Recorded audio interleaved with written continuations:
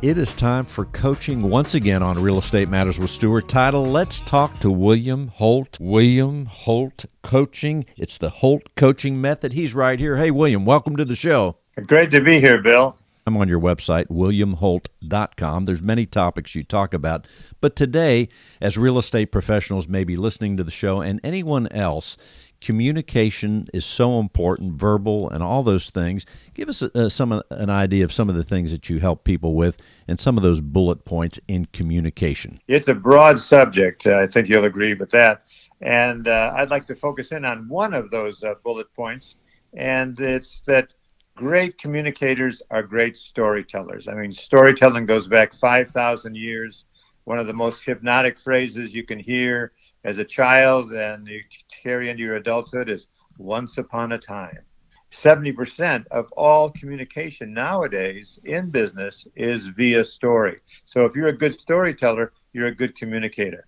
And also if the story has humor in it, that's the fastest way to rapport with anybody is if you can make them laugh. Why do speakers, when they're starting off, why do they say something that's humorous or even tell a joke? Because they know that this is going to get the audience on their side. It's going to achieve that instant rapport.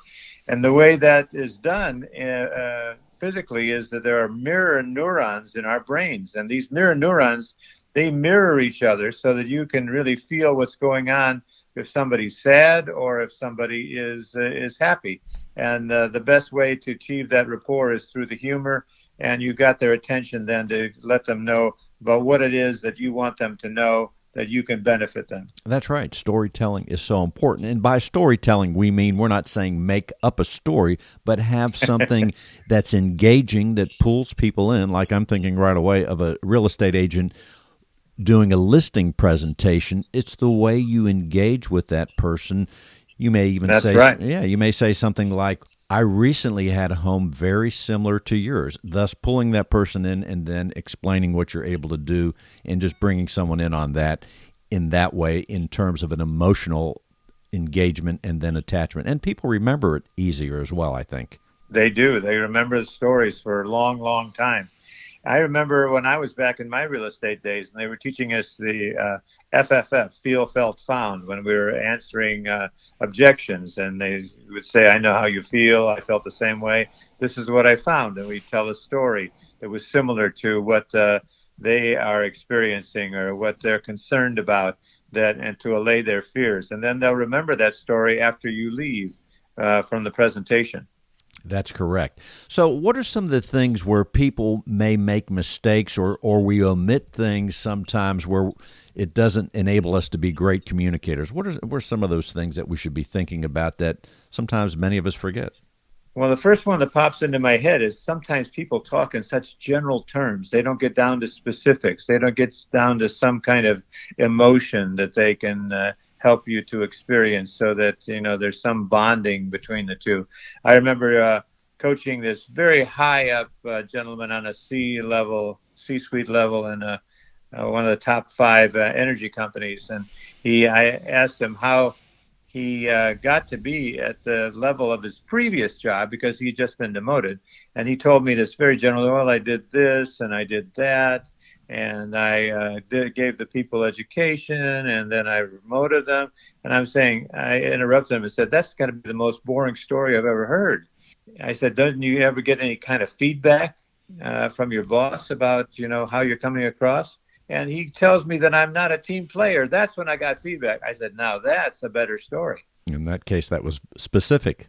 You're not a team player. That was the message. Apparently, that Yeah, person was able to communicate that very well. He remembered it. exactly. And it had some impact because of the place that it was communicated also.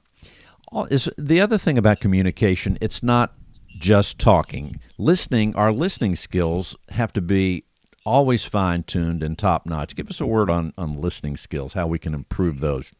Well, I talk about in my coaching certification course that there's 8 levels of listening, and 3 of them are nearly not listening very well.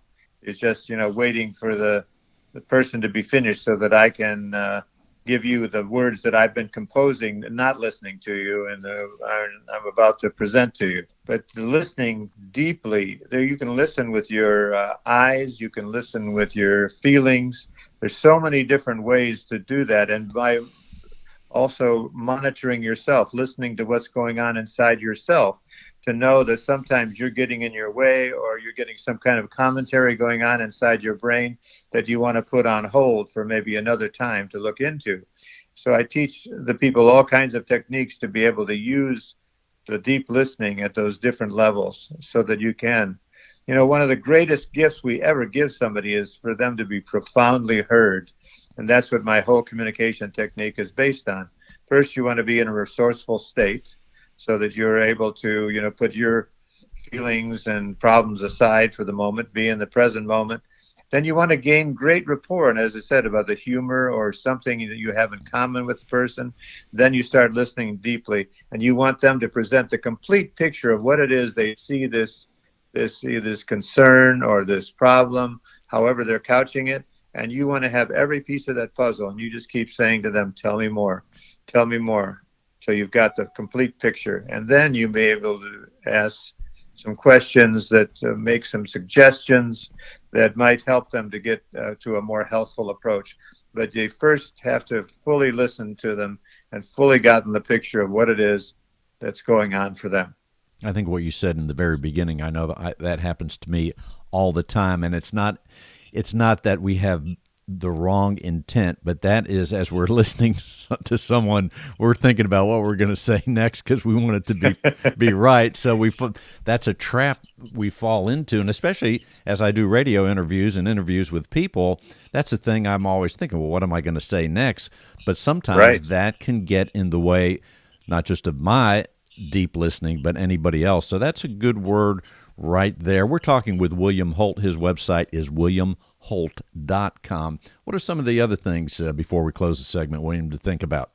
Well, you also want to complete what you're doing. You want to you can use it in for you. It's called a open loop. It's like the end of every soap opera. There's the cliffhanger. That brings you back to look at the next one. Because as human beings, we love to close the loop. We don't want to have open loops just all over our lives. But it's also in terms of completing with relationships. And so you want to complete conversations. You want to complete suggestions that you make to people and follow up on them. So you can close the loop, and it's very satisfying when somebody experiences that you get back to them, you follow up with them.